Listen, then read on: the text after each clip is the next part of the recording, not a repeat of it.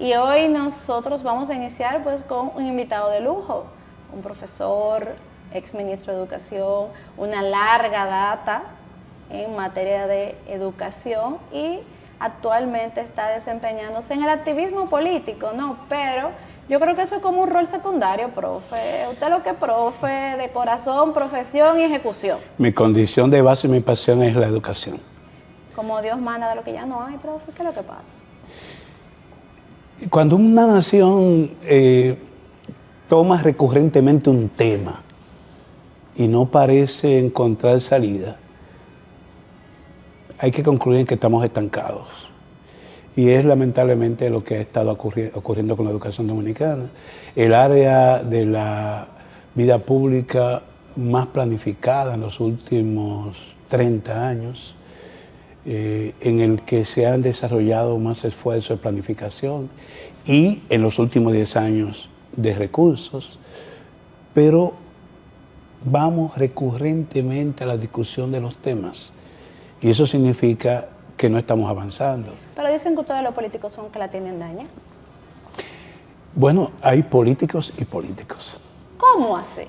Hay políticos que van a la función pública a desempeñar un puesto, a ganarse un salario tranquilamente e irse para su casa cuando sale del puesto. Hay políticos que abrazamos el servicio público como un desafío, como un reto, que implica hacer cosas distintas, porque haciendo más de lo mismo no vamos a cambiar nada. Y la sociedad dominicana, y en particularmente en la educación, tenemos año tras año el mismo problema de bajo rendimiento en los aprendizajes de los niños. Cuando yo asumí el Ministerio de Educación en agosto de 2008, el primer gran desafío que se me planteó es que acudiéramos a un salón octagonal de la Pontificia Universidad Católica Madre y Maestra para conocer de los resultados de las segundas pruebas regionales de evaluación de los aprendizajes. Y cuando vimos aquella presentación, ya yo siendo ministro, hablamos de noviembre del 2008, resulta que República Dominicana, en esa evaluación que hace el Laboratorio Latinoamericano de Evaluación de la Calidad Educativa, ocupaba el último lugar entre 17 países que incluía a Guatemala, Honduras, Nicaragua, las repúblicas centroamericanas, que tienen un grave problema de unificación de lengua. Aquí hablamos el español dominicano en todo el país. Allá algunos de esos países tienen hasta 80 dialectos. Tienen una población indígena o aborigen tremenda. Y resulta que todas esas naciones en materia de lengua, de lenguaje, estaban por encima de República Dominicana. Entonces, para mí, esto fue un desafío porque lejos de comenzar a golpearnos en el muro de las lamentaciones, yo entendí que este es un desafío, esto hay que cambiarlo. Y como decía Einstein, tú no puedes esperar resultados distintos haciendo más de lo mismo. Y por eso nos propusimos cambiar. ¿Y qué cambió Melanio en el ministerio? Comenzamos con contratar a una persona que había estado coordinando un programa exitoso en materia de lectoescritura, justamente en la Pontificia Universidad Católica. Reunimos a los especialistas en desarrollo curricular y yo le pedí que hicieran un examen, una investigación a fondo de los problemas que se suscitaban en términos de la lectoescritura en los primeros años y que de alguna manera me plantearan una reforma o actualización curricular y que pudieran establecerse herramientas para poder abordar el tema de la deficiencia en lectoescritura de nuestros estudiantes. Efectivamente, eso comenzó, digamos, a finales del año 2008 y ya para inicio del año escolar 2009-2010 teníamos lo que ya denominamos indicadores de logros de aprendizajes. Esto es identificar por cada grado y nivel los aprendizajes esperados que esperamos de cada uno de nuestros alumnos. Y esos indicadores de logros o aprendizajes esperados para los grados preprimarios y de primero a cuarto fueron los que sirvieron de base para nosotros trabajar lo que en ese entonces se conoció como el texto integrado. Pero, profe, eso trajo una crisis social, eso se habló mucho y no se habló para bien. ¿Qué pasó con los textos integrados? Porque hoy hay otra crisis con textos. Justamente porque te decía que la discusión de temas de manera recurrente es la que ha creado y nos da la percepción de que no avanzamos en materia educativa. Justamente una discusión que no fue de fondo, igualito que ahora, ¿quién imprime o produce los textos? Allí no se discutía. El problema es el negocio. El problema es el negocio educativo. Allí no se discutió si los libros se correspondían con la actualización del currículum, si los libros eran pertinentes al momento que estamos viviendo, que el conocimiento es vivo, el conocimiento se renueva de manera permanente, si estaban elaboradas los materiales para que los maestros pudieran abordar sus responsabilidades en el aula con una buena guía didáctica que le permitiera manejar estos materiales.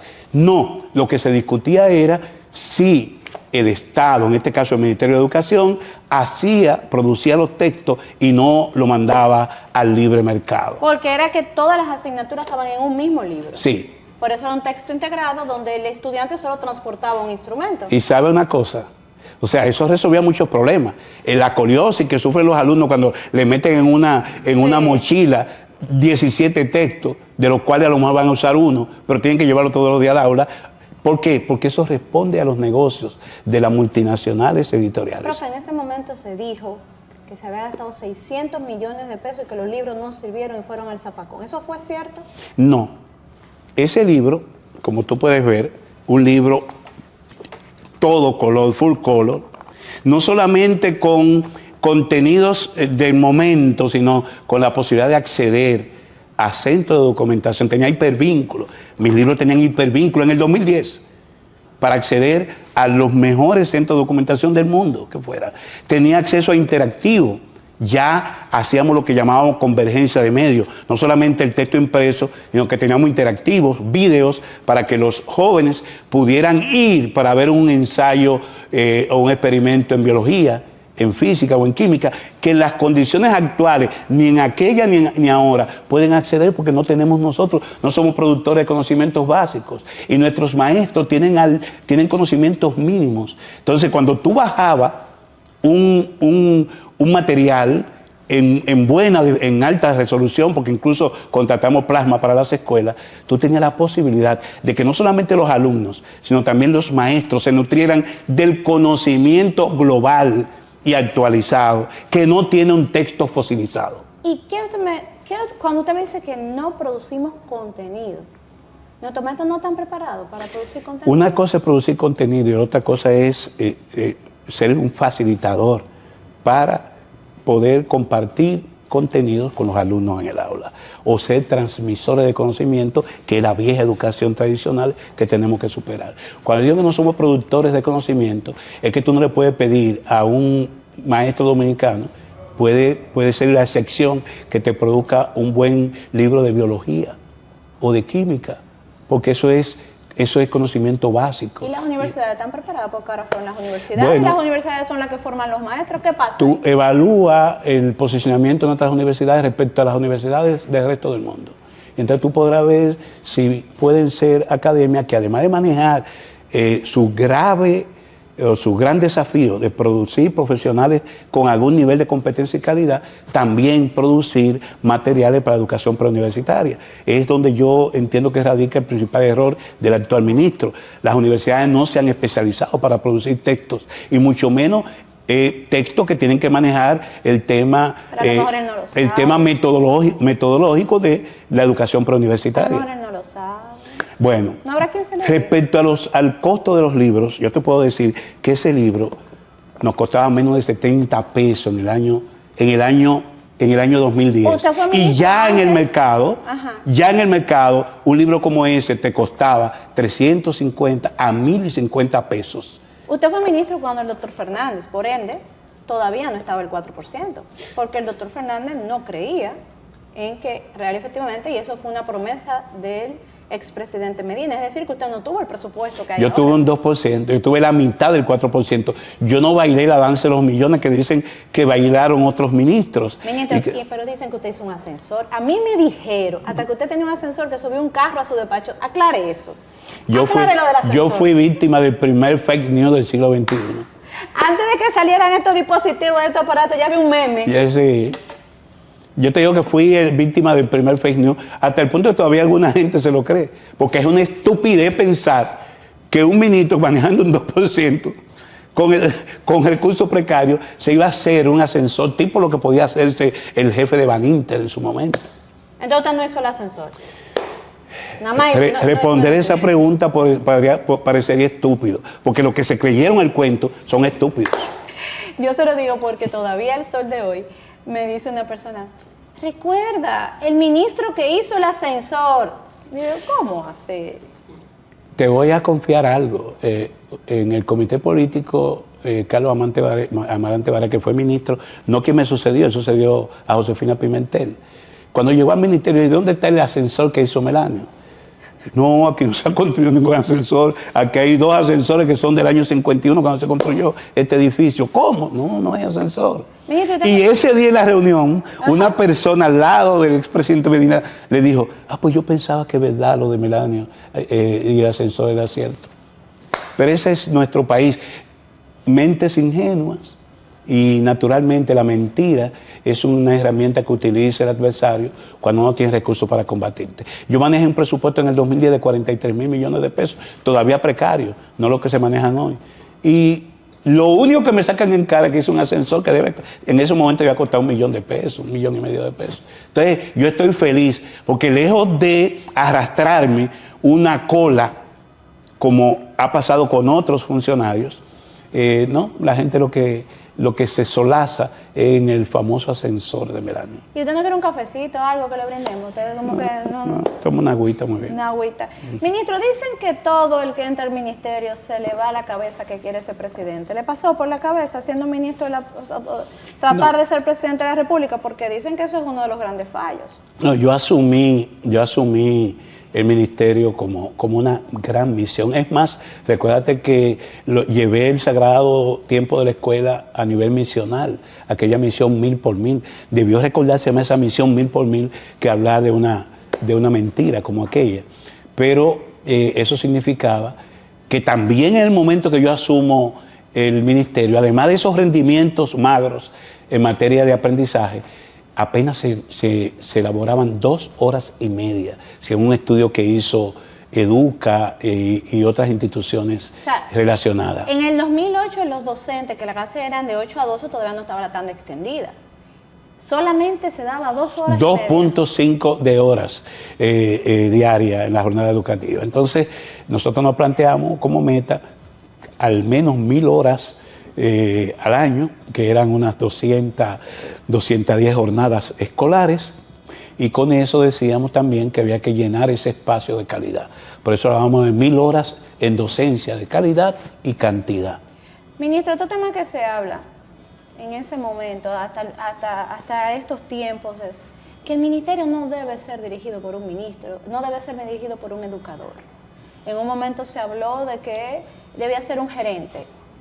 En otro momento se ha hablado de que no debe de ser una persona vinculada al mundo político por lo robusta de la cartera y por la necesidad de continuidad de Estado. Usted que estuvo ahí, ¿entiende que el ministerio debe estar dirigido por un educador? Si hay una acción política en todo Estado, en toda nación, es la educativa. Y debe estar por encima incluso de los partidarismos. Se hacen demasiados negocios. Y la política educativa tiene que ser un eje central en cualquier gobierno. De manera que no puede estar allí un mercadólogo o un empresario o una persona que no venga de la fragua política. Y sobre todo, hablando de gerencia, ¿y quién ha dicho que un político no puede ser un buen gerente? O sea, yo me considero un buen gerente. Yo tuve 6 direcciones distintas durante los gobiernos del expresidente Fernández. Y ahí está el desempeño. Yo estuve en el Infoté 3 años. Sí. Y en Infoté le dimos un giro a esa institución entre el año 2004 y 2007. Están ahí las realizaciones. Lo mismo en la autoridad portuaria. En la autoridad portuaria, que tuvo un año, el puerto multimodal Caucedo fue producto de un trabajo que hicimos en el equipo que me dirigía, estableciendo un canon, y hoy tenemos uno de los puertos más modernos del país. O sea, lo importante en todo esto es dejar huellas. Y yo he dejado huellas como gerente. Pero en materia educativa, un ministro de Educación tiene que conocer las intríngulis del tema educativo. Una persona que no sea educador no va a conocer los detalles, las minucias, las intrincadas complicaciones que tiene, por ejemplo, la alfabetización inicial. La alfabetización inicial, según especialistas, es un milagro. O sea, lograr que un niño o niña pueda escribir, pueda leer comprensivamente un texto simple, es un milagro. Y eso se logra con pasión, se logra con conocimiento de la materia que tú estás dirigiendo. Yo pienso que en el Ministerio de Educación debe haber buenos gerentes, pero sobre todo buenos educadores. Pero ahí tenemos que irnos también a un órgano que usted presidió, un poquito antes, la ADP. La ADP nace como una lucha social para la reivindicación de los derechos del docente. Pero hoy eso es casi un movimiento político. Y cuando yo no quiero, no doy clase y para el país, porque yo soy yo en mis circunstancias. Y las únicas reivindicaciones que la ADP pide son de dinero.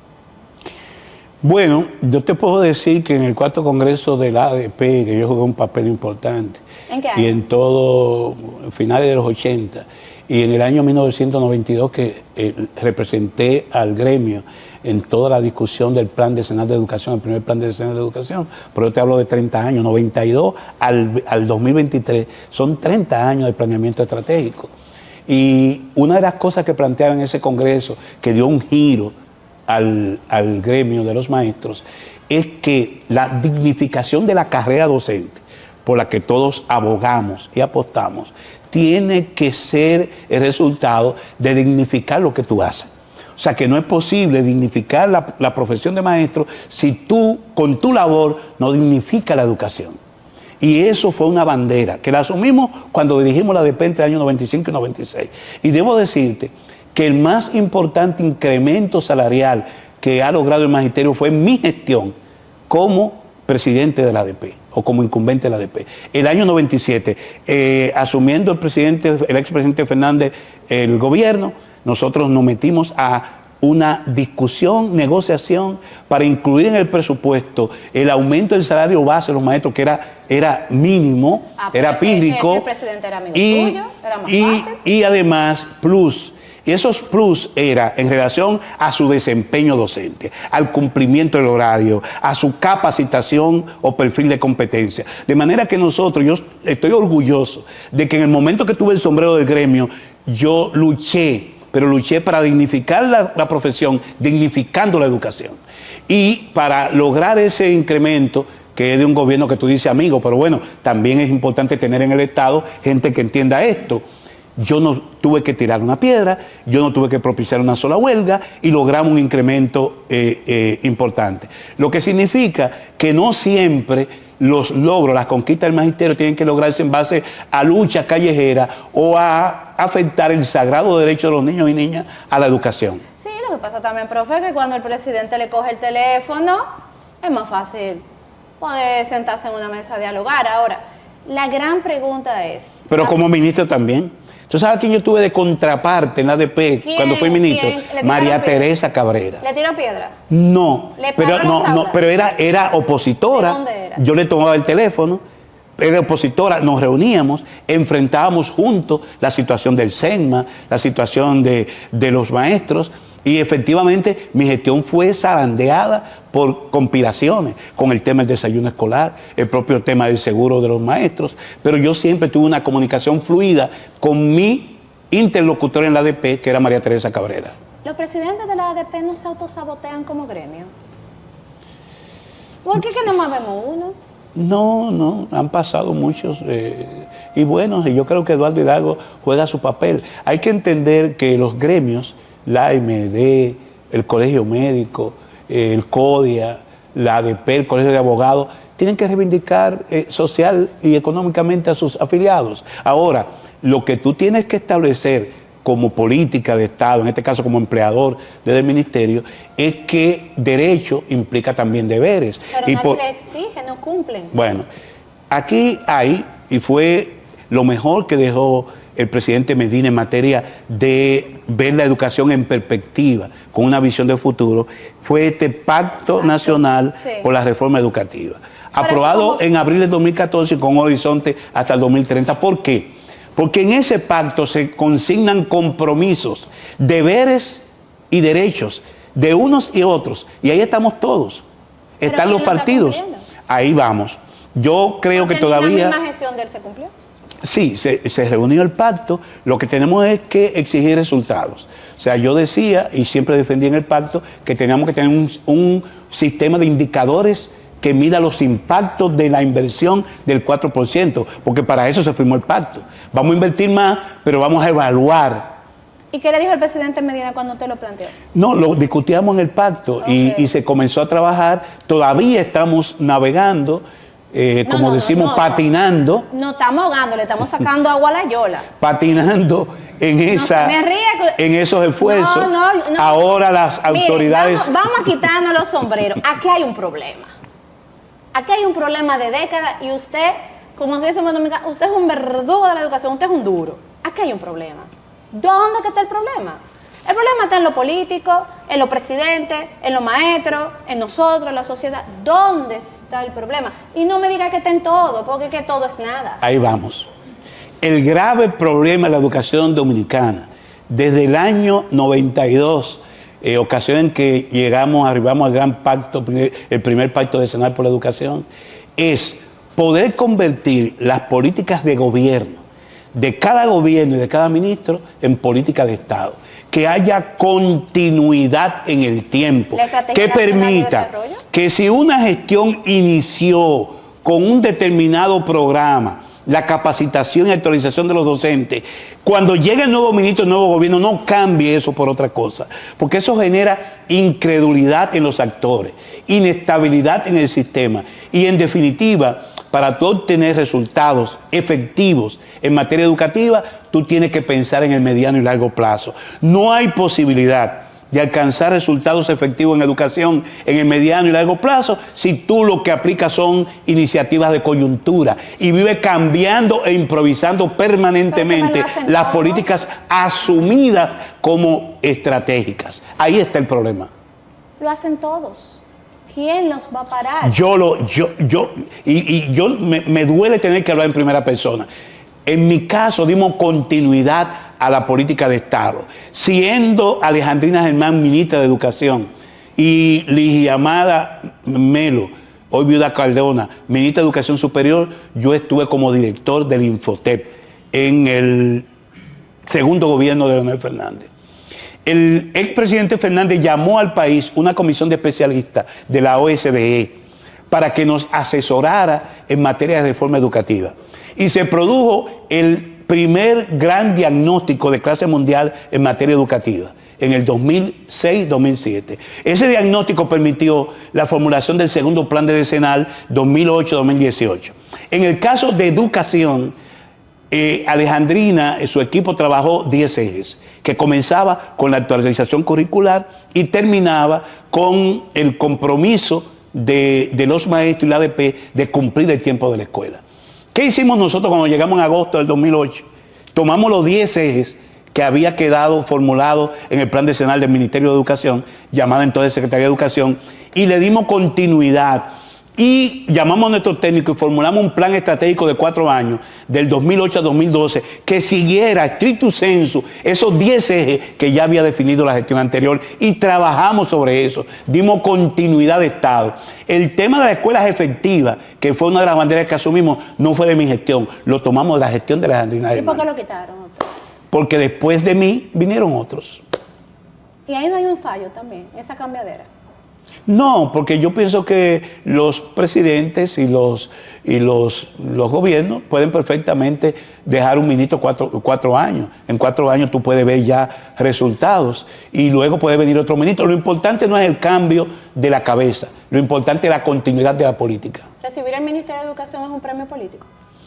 En mi caso, No, en mi caso no. Y no creo que, por ejemplo, en el caso de Leonel Fernández, puso al frente del ministerio educadores que tuvimos batallando desde de la Universidad Autónoma o en el magisterio o en la capacitación de maestros. Ligia Amada Melo, la primera, Alejandrina Germán, la segunda, Melanio Paredes, el tercero, Josefina Pimentel, que me sucedió la cuarta. Todos educadores con una hoja de vida probada. Entonces, sí, eso permitió continuidad de política. Ahora, luego en la gestión de Danilo Medina, designó otros ministros que no eran educadores, pero eran personas que habían tenido gerencia de Estado. Carlos Amarante Baré, Andrés Navarro y Peña Mirabal. Yo lo que pienso que lo importante es mantener un hilo conductor de las políticas que se formulen y se planifican. No los inventos, que es lo que está pasando en esta administración, y que hay que concluir en que lamentablemente estos 4 años de gobierno del cambio en materia educativa han sido un fracaso. Pero es que yo veo el mismo problema en todos, independientemente.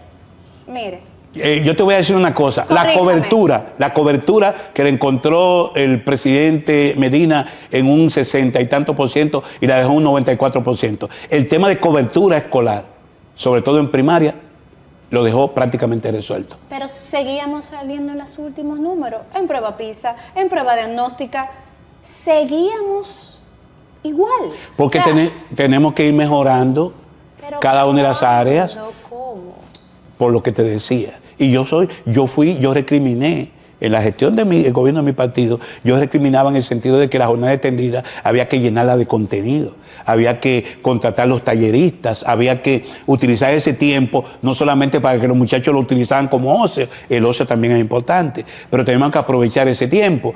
Pero los teóricos, educadores de este gobierno, decían que su principal realización iba a ser llenar la jornada extendida de contenido. Y lejos de llenarla de contenido, lo que han hecho es que la han abandonado y ha disminuido la oferta de la jornada extendida en el sistema educativo dominicano. ¿Es cierto que los libros actuales tienen muchos errores ortográficos o es una crisis mediática? Yo, para curarme en salud, porque pasé por una situación parecida, digo lo siguiente. En lugar de mandar a incinerar, como mandaron unos desaprensivos, incineren los textos integrados. Y debo decirte, tuve una experiencia reciente en Filadelfia. Un joven que servía de maestro de ceremonia en una actividad política es docente en una universidad de Filadelfia. Cuando los textos integrados, él era estudiante dominicano. Y él dice que llevó todos esos materiales que se lo agenció una maestra que era su madre. Y que eso le sirvió de base para su formación como docente en Estados Unidos. Y hoy es un docente de excelencia. Fue un testimonio que a mí me llenó de orgullo. O sea, que el problema de este país es que muchas veces la posverdad o la mentira se impone a los hechos, a la realidad. Pero con el tiempo, como dicen, el agua turbia se aclara al paso de la corriente. Yo entiendo que efectivamente esos textos tienen que ser revisados minuciosamente porque fueron hechos de manera improvisada. Sí, es posible corregir los errores tipográficos, caligráficos o ortográficos, corregirlos. Si tiene errores de concepto, de enfoque pedagógico, eliminarlos y agotar los procesos administrativos que son de lugar para que no haya opacidad, para que haya transparencia y para que en definitiva, si se le va a entregar a los alumnos un material de esta naturaleza, sea un material de calidad. ¿Y hay tiempo? El problema es que en educación hay que planificar para poder preparar un año escolar y ser exitoso. Tú tienes que comenzar 10 años antes, 10 meses antes. Ver la necesidad de que tiene que tener un libro de registro en el aula, que es la bitácora de todo cuanto acontece durante el año escolar en el aula. Tú tienes que tener los materiales, porque no es posible que los muchachos comiencen a estudiar en el vacío, en el aire, y que le lleguen los libros en enero o 4, 5, 6 meses después. Lo que no pasó solamente con esta gestión, pasó en la gestión de Roberto Fulcar. Entonces, por eso digo que esta administración ha sido hija de la improvisación. Y si hay un área del servicio público, de la función del Estado, en que de ninguna manera tú puedes desarrollarla con éxito sin planificación es la educativa. Tú tienes que planificar todo, porque nuestra materia prima son la presente generación de niños y niñas. Usted viene de la corriente bochista, ¿no? Profesor como Juan Bosch, yo creo que no ha vuelto a nacer en República Dominicana, con todo el respeto de aquellos que nos estén mirando. Y así todos aquellos que en aquel momento, porque ya el Partido de la Liberación Dominicana fue creciendo, fue mutando, pero en aquel momento eran, ¿no? Pupilos o discípulos del profesor Bosch. El nivel académico del profesor Bosch, inigualable.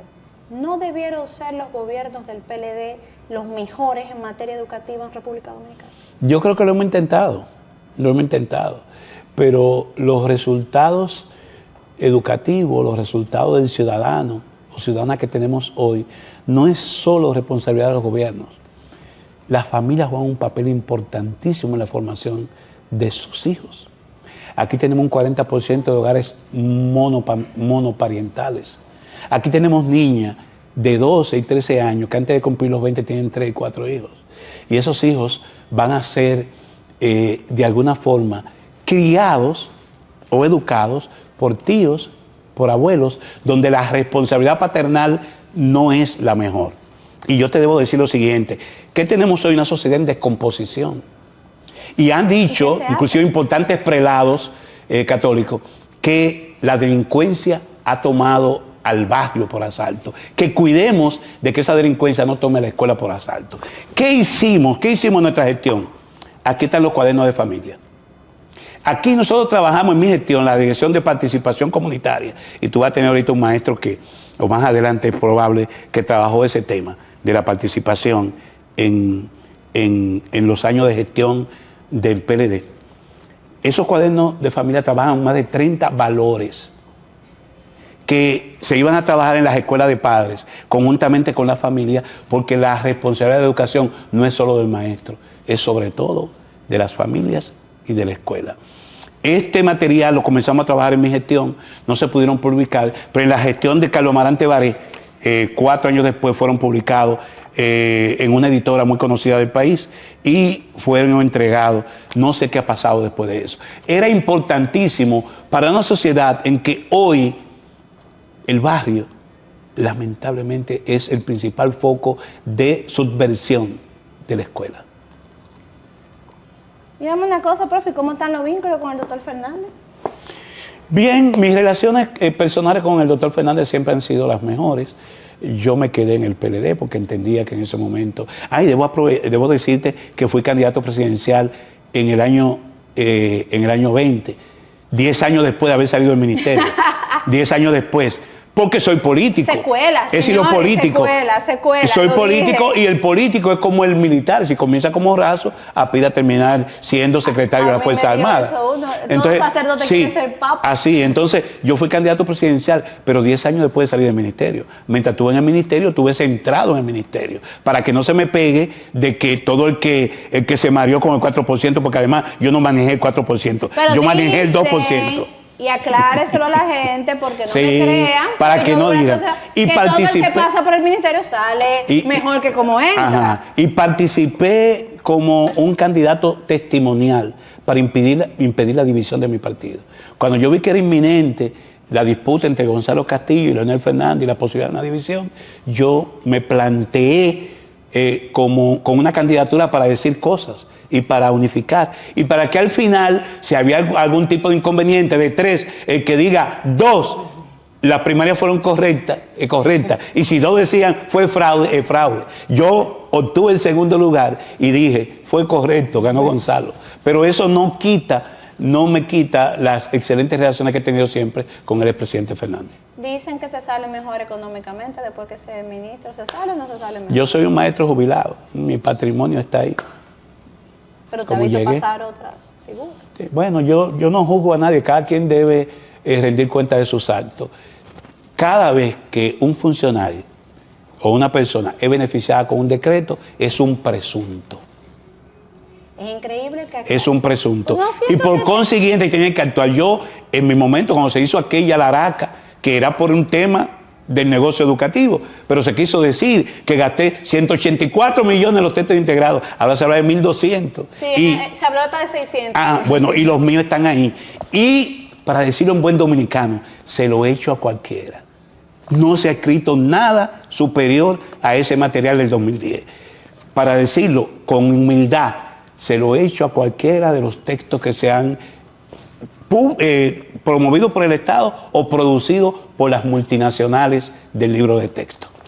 En esta fase final ya, profe, de esta entrevista que de verdad nos ha esclarecido muchas de las inquietudes. Comenzando por tu ascensor. Empezando por ese ascensor, porque yo he ido varias veces al ministerio en mis años de ejercicio. ¿Dónde está el ascensor?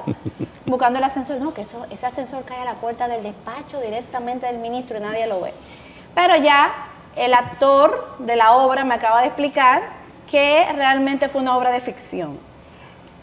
Yo quiero saber, en este proceso, Abel Martínez, presidente, ¿sería ministro usted de Educación otra vez? No, yo estoy trabajando porque mi partido recupere el poder.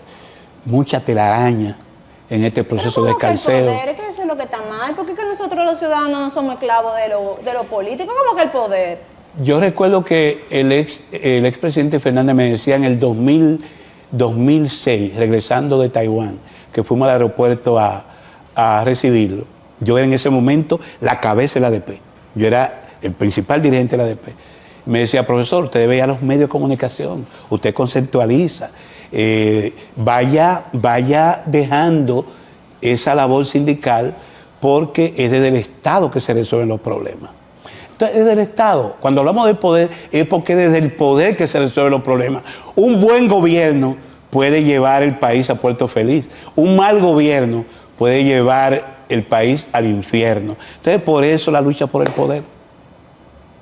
Ahí tenemos ciertos niveles un poquito, yo creo que de discrepancia, profe, porque es que se ha visto siempre que tener el poder es estar niveles por encima del ciudadano. No. Y en el momento de la toma de decisión, nosotros somos los más afectados. Usted me mostraba aquí el pacto de la reforma educativa 2014. Previo, en el 2012, estuvo la Ley de Estrategia Nacional de Desarrollo. Así es. Hoy estamos en 2023, a ley de 7 años del cumplimiento de ambas, a menos de 7 años, y no vemos resultados. No vemos resultados, y hoy yo conversando con usted tuvo no solo el control, sino estuvo al lado por mucho tiempo de los que tuvieron el control. Y me quedo preguntándome otra vez, ¿qué vamos a hacer? Porque la mejor materia prima de una nación es su gente, y nuestra gente hoy no sabe a dónde va. La utopía ha sido la que ha generado cambio en la humanidad. Y viniendo de la escuela bochista, yo asumo la lucha por la redención y el bienestar del pueblo dominicano como una utopía y es permanente. La lucha por lograr la calidad de la educación es una utopía, es una lucha permanente y no podemos desfallecer, no podemos amilanarnos por los fracasos o los tropiezos. Hay que seguir adelante. Yo apuesto a un futuro promisorio para la República Dominicana. Con su traspiés, nosotros hemos tenido 60 años de crecimiento económico, generando riqueza, con baches, como la tuvimos en el 2004 y como la tenemos ahora. Pero lo importante no es solamente producir riqueza, sino distribuirla de manera equitativa y adecuada. Todavía tenemos deuda con la sociedad dominicana. El PLD gobernó por 20 años, 16 años consecutivos. Dejamos logros. Tú mira a tu alrededor y tú ves materialmente el legado del PLD. Y tú ves institucionalmente también el legado del PLD. Hay muchas instituciones hoy por las que el dominicano puede reclamar, demandar derechos y realizar su vida apoyado en esos derechos. Eso no significa que quedan muchas materias pendientes. La educativa es una de ellas. Pero yo entiendo que el PLD es el mejor instrumento para hacerlo. Con cualquiera de esos hombres. Tenemos personas preparadas, tenemos seres humanos, hombres y mujeres, con la vocación de servir y con la posibilidad de hacerlo en beneficio de la mayoría dominicana. No amilanarnos, no frustrarnos. Es una lucha permanente. La humanidad no camina de manera lineal, es por salto, hay veces que tomando atajo, pero siempre hacia adelante. Bueno, gracias, profe, por este tiempo de esclarecernos tantas cosas a la sociedad dominicana. Seguimos buscando respuesta. Seguimos buscando respuesta porque es el dinero de todos, son nuestros hijos, es nuestro país. Donde quiera que vayamos seremos extranjeros, menos aquí. Así es. Entonces ustedes quédense en Educación, la saga del Nuevo Diario.